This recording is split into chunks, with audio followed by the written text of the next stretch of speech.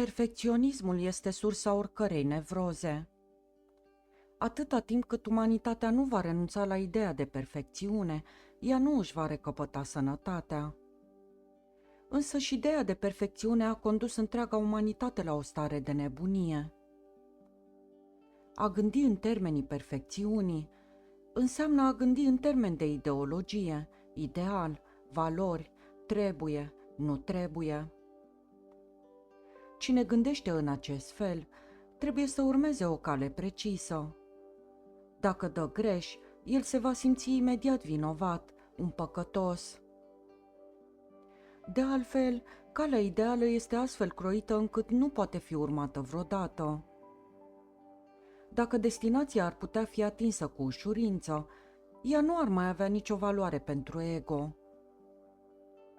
De aceea, calitatea intrinsecă a oricărui ideal perfecționist este intangibilitatea. Numai un asemenea ideal merită să fie atins. Sesizați contradicția?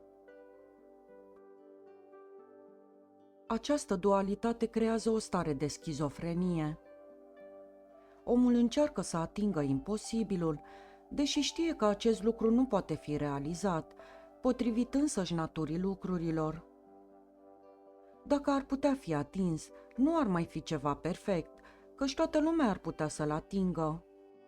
Ego-ul nu ar mai avea atunci cu ce să se hrănească. El nu ar mai găsi substanța care să-l ajute să crească. Ego-ul are nevoie de imposibil, iar prin natura lui, acesta nu se poate produce. Nu rămân practic decât două alternative. Prima constă în a te simți vinovat. Dacă ești inocent, simplu, inteligent, înseamnă că nu corespunzi idealului perfecțiunii, drept pentru care începi să te simți vinovat. Scopul meu nu este însă acela de a crea o stare de vinovăție în voi. Dimpotrivă, strădania mea este să vă ajut să scăpați de această stare. Când vinovăția dispare, ea este imediat înlocuită de bucurie. Iar sursa oricărei stări de vinovăție este ideea de perfecțiune. Cea de-a doua alternativă constă în a te amăgi singur. Devii astfel un ipocrit care susține că a atins deja această perfecțiune. Începi prin a pretinde acest lucru în fața altora și sfârșești prin a te convinge pe tine însuți. Viața ta devine treptat o iluzie, o halucinație, iar acest lucru este foarte periculos. Este însuși opusul religiozității, al sfințeniei. Este chiar mai rău să pretinzi că ești ceea ce nu ești, decât să duci o viață în vinovăție. Cel puțin, omul care se simte vinovat este un om simplu, dar cel care pretinde că este ceea ce nu este, ipocritul, sfântul, așa zisul înțelept, Mahatma, este un excroc. Este o atitudine profund inumană, în primul rând față de sine însuși, căci acești oameni reprimă foarte mult. Reprimarea este singura cale de a pretinde. Tot ceea ce nu corespunde cu perfecțiunea pretinsă trebuie reprimat. Acești oameni fierbe dinăuntru, ei sunt ca niște vulcani, plini de mânie și de ură. Mânia lor va ieși mai devreme sau mai târziu la suprafață, în 1000 de feluri. Vor fi poate mai subtile, mai indirecte, dar vor ieși la suprafață. Chiar și oameni ca Isus, buni și blânzi, sunt plini de mânie în interiorul lor și se opun unor lucruri atât de inocente, încât nu-ți vine să crezi. Isus venea odată urmat de adepții săi, cărora el le-a spus apostoli. Îi era foame, așa că li s-a făcut foame tuturor. În cale i-a apărut un smochin, dar nu era încă vremea smochinelor. Nu era vina bietului pom, dar Isus s-a mâniat atât de tare încât l-a blestemat. Cum este posibil așa ceva? Pe de o parte spune: iubește-ți dușmanul la fel ca pe tine însuți, iar pe de altă parte nu poate ierta un smochin pentru că nu a dat rod în extra sezon. Această dihotomie, această schizofrenie a prevalat în cadrul umanității de mii de ani. Iisus spune: Dumnezeu este iubire. Dar tot Dumnezeu este Cel care gestionează iadul. Dacă Dumnezeu ar fi iubire, de ce nu distruge El acest iad? Acesta ar trebui eliminat imediat din creație.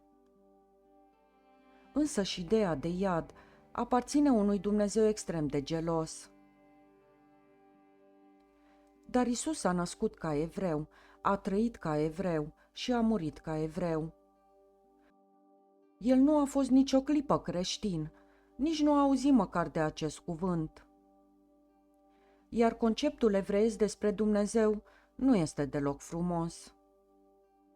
Talmudul spune, chiar prin gura lui Dumnezeu: eu sunt un Dumnezeu gelos, foarte gelos. Eu nu sunt deloc blând, nu sunt un fel de unchi al vostru. Numai un asemenea Dumnezeu putea crea iadul. De fapt, să trăiești chiar și în rai alături de un asemenea Dumnezeu, care nu este deloc bun și blând, un fel de unchiaș, trebuie să fie tot un fel de iad. Cum poate să arate paradisul alături de el? Probabil că este o atmosferă despotică, dictatorială, lipsită de libertate și de iubire. Gelozia și iubirea nu pot conviețui împreună. După cum vedeți, chiar și așa zi și oameni buni au stat la baza suferinței umane. Ni se pare dureros, căci nu am meditat niciodată la aceste lucruri. Nu am examinat niciodată suficient de îndeaproape trecutul nostru și toate cauzele suferinței noastre se află în trecut. Și nu trebuie să uitați că trecutul vostru este dominat într-o mai mare măsură de Isus, Mahavira, Confucius, Krishna, Rama, Buddha, decât de Alexandru cel Mare, Iulius Cezar, Tamerlan, Gingis Khan, Nadir Shah. Cărțile de istorie vorbesc despre toți acești oameni, dar ei nu au devenit parte integrantă din subconștientul colectiv. Ei fac parte din istorie, dar nu și din personalitatea voastră. Aceasta este alcătuită numai din oameni așa zis buni. Evident, aveau și aceștia niște calități, dar una peste alta trăiau în dualitate, iar această dualitate s-a născut din ideea de perfecțiune. Jainiștii afirmă că Mahavira nu transpira niciodată. Cum ar putea transpira un om perfect? Eu pot transpira, căci nu sunt un om perfect.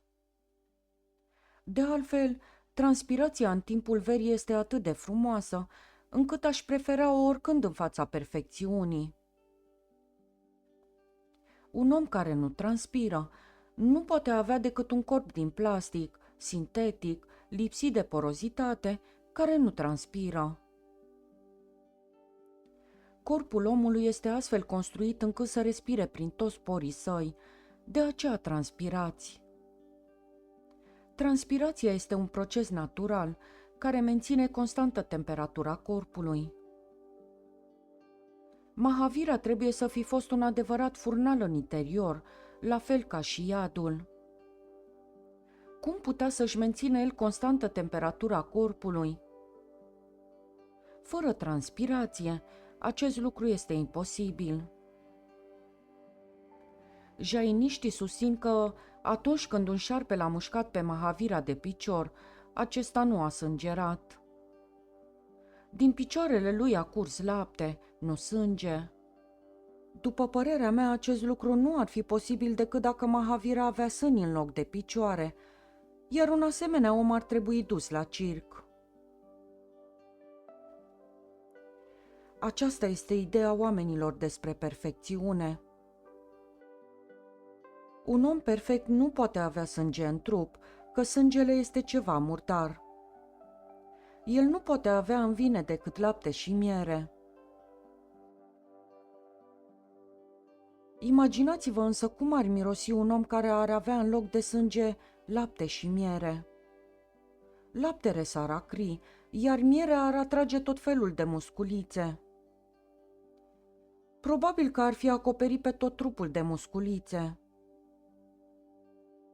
Personal nu mă simt atras de acest gen de perfecțiune. Mahavira era atât de perfect, încât nu urina și nu își elimina fecalele. Vi-l puteți imagina pe Mahavira stând pe un scaun de toaletă? Imposibil. Dar atunci, unde dispăreau fecalele lui? Oare le acumula în corp? Cumplit. Am citit într-o revistă medicală de un bărbat care a suferit de cel mai îndelungat caz de constipație, 18 luni. Se pare că medicii respectivi nu auziseră însă de Mahavira, care a trăit 40 de ani. Aceasta a fost perioada cea mai lungă de timp în care un om și-a putut controla intestinele. Aceasta este adevărata yoga. Cel mai îndelungat caz de constipație din istoria omenirii și nu cred că îl va mai putea învinge vreodată cineva. Toate aceste idei stupide au fost create și perpetuate pentru a-i face pe oameni să sufere. Cine are asemenea idei în minte nu poate decât să se simtă vinovat. Eu iubesc această lume tocmai pentru că este imperfectă, deci continuă să crească. Dacă ar fi fost perfectă, ar fi fost moartă. Creșterea nu este posibilă decât din imperfecțiune. Perfecțiunea înseamnă punctul final, moartea supremă. Nu ai cum să mergi mai departe. De aceea aș dori să vă amintiți întotdeauna, eu sunt imperfect, acest univers este imperfect. Iubirea însăși este imperfectă, iar mesajul meu este unul singur. Bucurați-vă de această imperfecțiune. Nu vă mai gândiți la perfecțiune, gândiți-vă la totalitate. În loc să deveniți perfecți, gândiți-vă să deveniți totali. Totalitatea dă naștere unei dimensiuni cu totul diferite. În aceasta constă învățătura mea, fiți totali, nu fiți perfecți. Orice ați face, faceți cu toată ființa. Nu urmăriți să fiți perfecți, ci totali. În ce constă diferența? Când ești mânios, perfecționistul îți va spune: nu te mânia, acest lucru nu este bun. Un om perfect nu se înfurie niciodată. Dar asta este o prostie, știm acest lucru, că și Isus s-a înfuriat. S-a înfuriat cu adevărat împotriva religiei tradiționale, a preoților, a rabinilor. A fost atât de furios încât i-a alungat singur cu mâinile goale pe cămătarii din templu, strigând în gura mare, atât de puternic încât aceștia s-au înspăimântat. Nu este deloc accidental faptul că poporul în rândul căruia s-a născut l-a ucis. A fost un om cu adevărat mânios, a fost un revoltat. Ce faceți voi atunci când perfecționistul vă spune: nu te înfuria?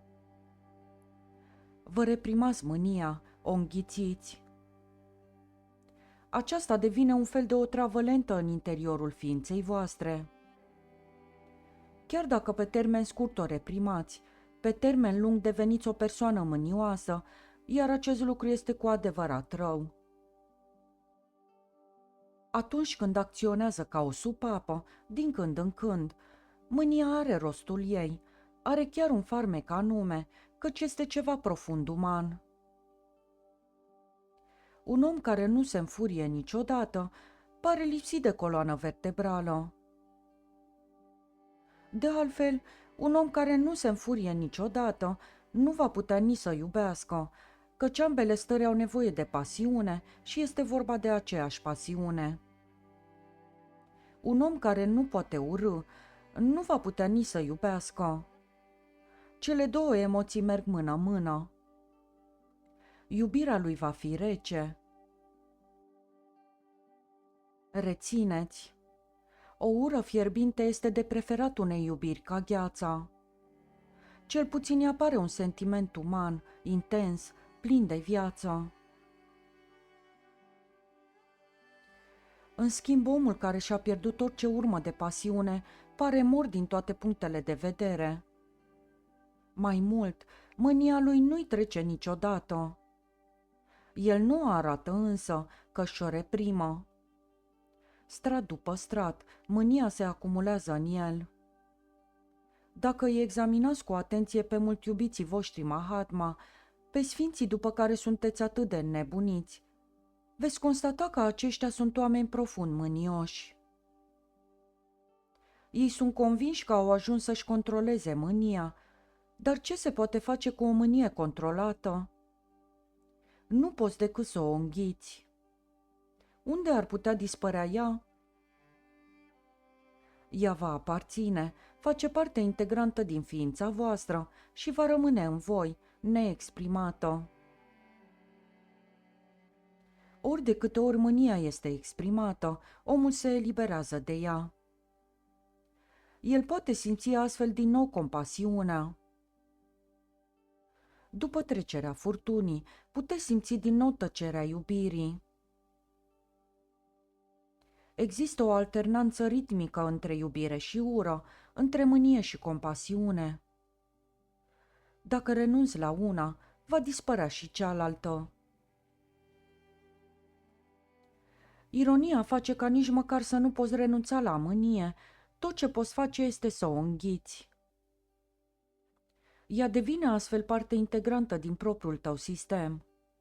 Devii astfel un om mânios, fără să știi de ce. Mânia ta devine irațională. Ea va deveni manifestă în ochii tăi, în tristețea ta constantă, în starea de spirit sumbră, în seriozitatea ta. Astfel de oameni devin incapabili să se bucure de viață. De aceea, atunci când vă spun să înlocuiți perfecțiunea cu totalitatea, vreau să spun printre altele că atunci când sunteți mânioși, să fiți cu adevărat mânioși, în totalitate. Deveniți atunci una cu mânia pură. Veți constata că are și aceasta farmecul ei. Lumea va deveni mult mai bună dacă ne vom accepta mânia ca parte integrantă a umanității noastre, a jocului dintre polarități. Estul nu poate exista fără vest. Ziua nu poate exista fără noapte, iar vara nu poate exista fără iarnă. Viața trebuie acceptată în totalitatea ei. Ea are un anumit ritm, o polaritate.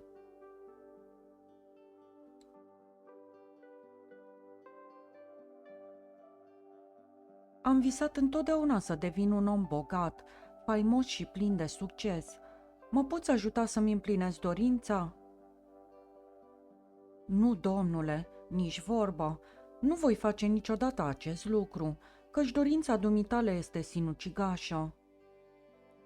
Te pot ajuta să crezi să fii, nu să te sinucizi, să te autodistrugi de dragul unor fleacuri. Ambiția este o otravă.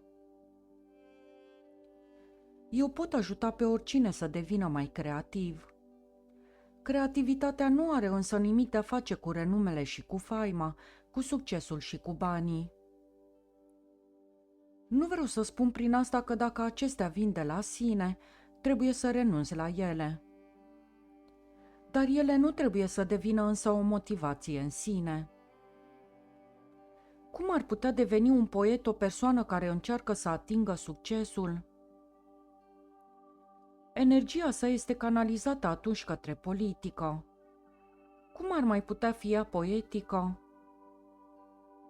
Cum ar putea deveni un pictor autentic cineva care aspiră către bogăție? Întreaga sa energie ar fi orientată atunci către acumularea de bani.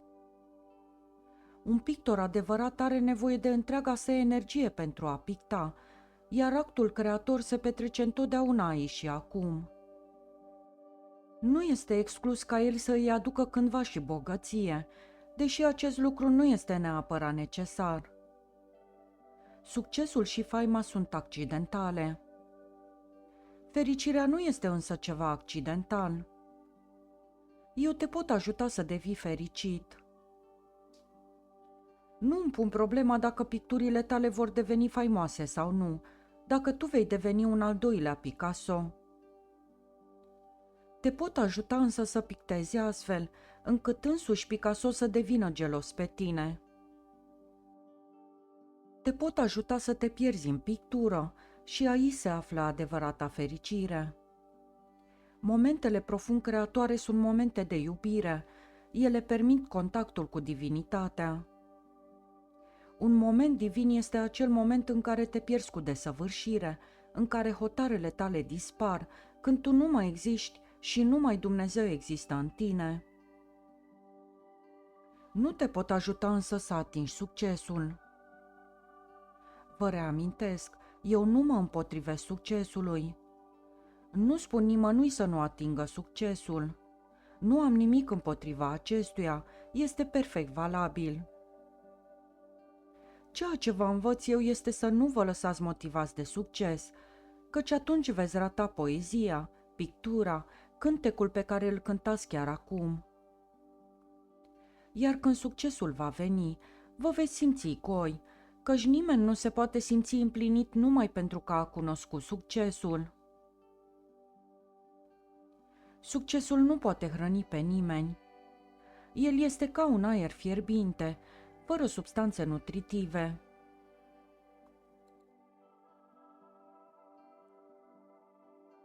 Citeam aseară o carte despre Somerset Maugham, Conversații cu Willy. Cartea a fost scrisă de un nepot al lui Somerset, Robin Maugham. Somerset Maugham a fost unul dintre cei mai faimoși, mai bogați și mai plini de succes oameni ai epocii sale, dar aceste memorii mi se par revelatoare. Ascultați ce spun ele. Robin Maugham scrie astfel despre faimosul său unchi, Somerset. Cu siguranță a fost cel mai faimos scriitor al epocii sale, dar și cel mai trist. Știi, mi-a spus odată, voi muri în curând, dar nu mă pot împăca cu această idee. Avea 91 de ani când mi-a spus aceste cuvinte. Sunt foarte bătrân, dar acest lucru nu mă consolează în niciun fel. Era un om bogat, faimos la scară internațională și continua să facă o avere la vârsta de 91 de ani, deși nu mai scrisese de mulți ani. Primea însă în continuare drepturi de autor pentru cărțile sale din toate țările lumii, iar fanii nu încetau să-i scrie. Din păcate, singura răsplată pe care talentul său și tot acest succes nu i-a aduseseră era fericirea. Era cel mai trist om din lume. Care a fost cea mai fericită amintire din viața ta? L-am întrebat. Mi-a răspuns. Nu mi-amintesc nici măcar una. Am privit în jur. Camera în care se afla era mobilată cu antichități și cu tot felul de obiecte de artă extrem de valoroase, pe care le putuse cumpăra datorită succesului său. Numai vila și grădina ei, situate pe malul Mediteranei, valorau peste 600.000 de lire sterline. Avea 6 servitori personali, dar tot nu era fericit. A doua zi mi-a arătat Biblia și mi-a spus: am citit aici un verset care m-a impresionat. La ce-i folosește omului dacă dobândește întreaga lume, dacă își pierde sufletul.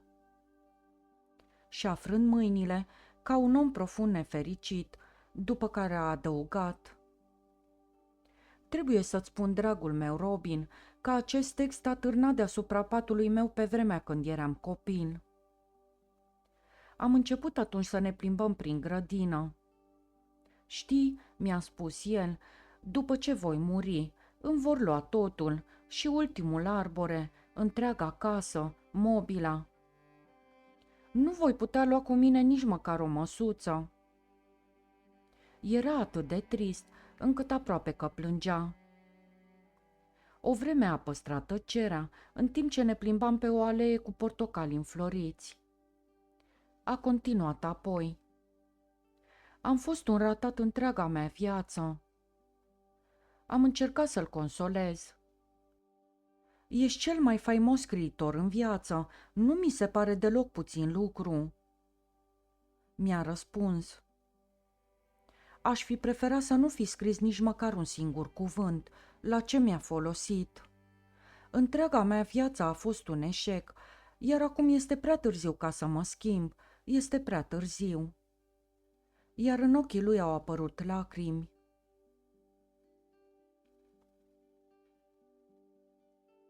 La ce vă poate folosi succesul? Acest om, Somerset Maugham, a trăit în zadar. A avut o viață lungă, 91 de ani. Ar fi putut fi omul cel mai împlinit de pe pământ, dacă succesul, bogăția, vila și servitorii i-ar fi putut dărui această împlinire. Atunci când analizăm viața în toată profunzimea ei, renumele și faima se dovedesc nerelevante. Singurul lucru care contează cu adevărat în final este modul în care ți-ai trăit fiecare clipă din viață. A fost ea o bucurie, o celebrare? Ai știut să fii fericit în acele clipe mărunte ale vieții? Ai fost fericit atunci când făceai baie, când îți beai ceaiul, când îți curățai podeaua, când te plimbai prin grădină, când plantai un copac, când vorbeai cu un prieten, când stăteai în tăcere lângă iubita ta, când priveai luna sau pur și simplu când ascultai ciripitul păsărelelor. Au fost asemenea momente clipe de fericire, luminoase. Ai strălucit de bucurie. Acesta este singurul lucru care contează. Mă întreb dacă te pot ajuta să îți împlinești dorința. Nu, nu te pot ajuta, căci acea dorință este dușmanul tău. Mai devreme sau mai târziu te va distruge. Într-o zi vei descoperi și tu acel pasaj din Biblie. La ce îi folosește omului dacă dobândește întreaga lume, dacă își pierde sufletul? Și vei plânge spunând: acum este prea târziu ca să mă schimb, este prea târziu.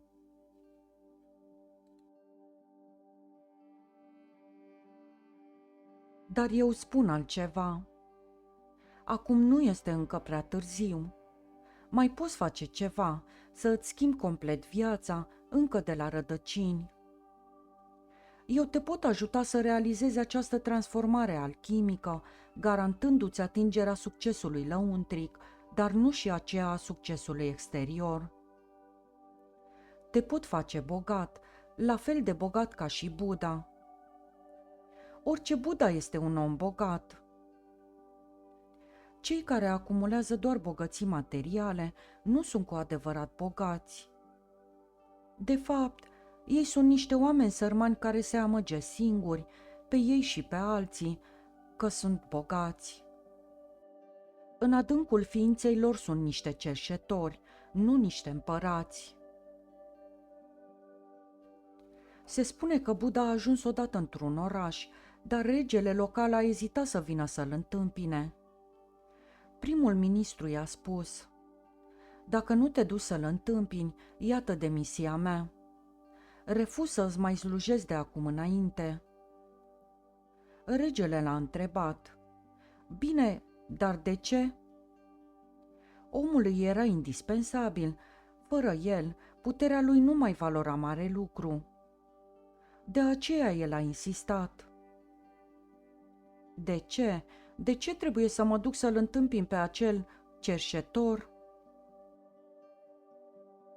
Primul ministru, un om bătrân, i-a răspuns. De fapt, tu ești cerșetorul și el este regele. Haide, du-te și întâmpină-l. Alminteri nu meriți să fii slujit. Regele a fost nevoit să se ducă. Fără prea multă tragere de inimă, dar s-a dus. După ce l-a cunoscut pe Buddha, el s-a întors la palat, a atins picioarele bătrânului său prim-ministru și i-a spus: Ai avut dreptate, el este regele și eu cerșetorul.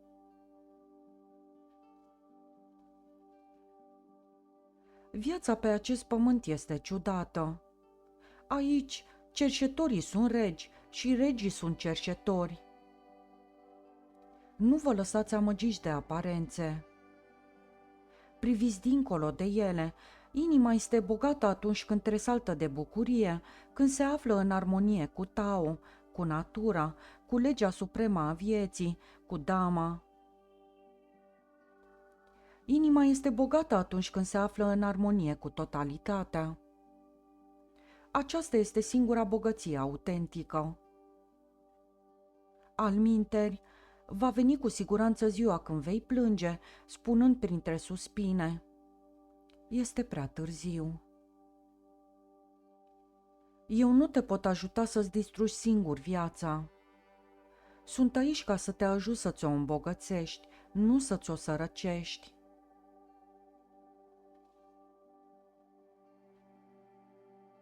Ideea de succes este o tortură. Ea este cea mai mare calamitate care s-a abătut asupra umanității, ideea că trebuie să atingi neapărat succesul. Succesul înseamnă că trebuie să intri în concurență cu alții, să te lupți prin mijloace mai mult sau mai puțin oneste. Aproape orice este permis. Dacă ai atins succesul, nu mai contează pe ce cale ai făcut-o. Succesul schimbă calitatea tuturor acțiunilor tale. Chiar dacă te-ai folosit de mijloace lipsite de onestitate, ele par altfel odată ce ai atins succesul. Singura întrebare care mai rămâne este: cum să atingi succesul?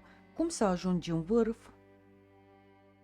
Evident, foarte puțini oameni reușesc să ajungă acolo.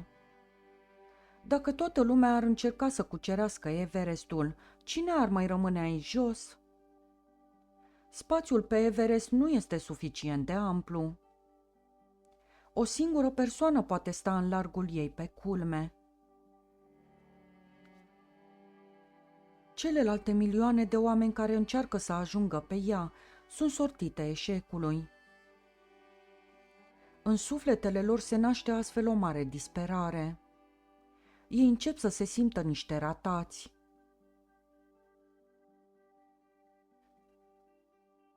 Această educație care vi s-a dat este profund greșită. Este de-a dreptul otrăvitoare.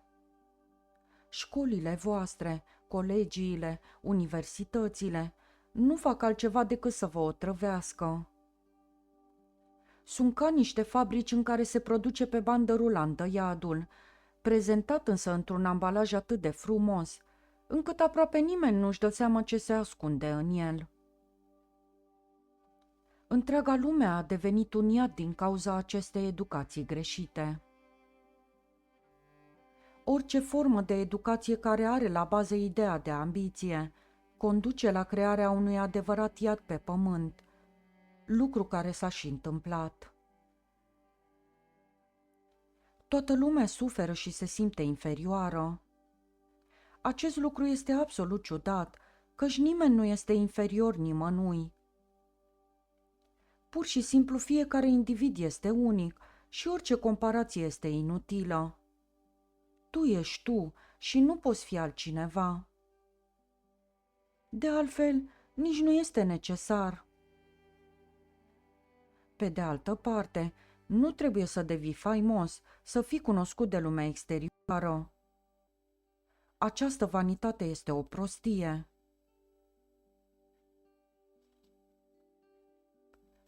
Unicul lucru de care ai nevoie este să fii creativ, plin de iubire, lucid, conștient. Dacă simți poezia născându-se în interiorul tău, scrie, dar scrie pentru tine, pentru soția ta, pentru copiii tăi, pentru prietenii tăi, după care uită de ea. Dacă simți nevoia să cânți, cântă, chiar dacă nu te ascultă nimeni, și bucură-te de cântecul tău. Cântă în fața copacilor, care te vor aplauda cu siguranță. Vorbește-le păsărilor și animalelor și ele vor înțelege mai mult decât stupidele ființe umane, otrăvite de-a lungul atâtor secole cu idei greșite despre viață. Ambiția este o boală.